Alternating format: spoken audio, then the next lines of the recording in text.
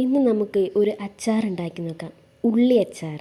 ഏകദേശം നമ്മൾ കടുകും അതുപോലെ തന്നെ ഉലുവയും കൂടി പൊട്ടിയതിന് ശേഷം അതിനകത്തേക്ക് വറ്റൽമുളകും കറിവേപ്പിൻ്റെ ഇലയും വെളുത്തുള്ളിയും ഒരു പച്ചമുളകും ഇട്ട് നല്ലപോലെ ഒരു വഴറ്റിയെടുക്കണം. വഴറ്റിയതിന് ശേഷം അതിനകത്തേക്ക് നമ്മൾ അരിഞ്ഞു വെച്ച കുഞ്ഞുള്ളിയും ഉപ്പും ചേർത്ത് നല്ലപോലെ ബ്രൗൺ ഷെയ്ഡ് ആവുന്നത് വരെ തന്നെ വഴറ്റിയെടുക്കണം.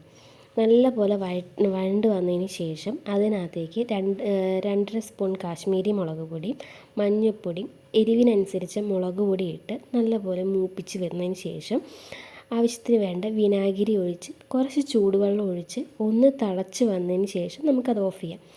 ഇത് കഴിക്കേണ്ടത് നമ്മുടെ റേഷനരിയുടെ കൂടെ വേണം കഴിക്കാൻ. നല്ല സൂപ്പർ ടേസ്റ്റാണ്. വയറ് നിറയോളം കഴിക്കാം. വേറെ ഒരു കറിയോ ഉപ്പേരിയോ ഒന്നും വേണമെന്നില്ല, അത് മാത്രം മതി.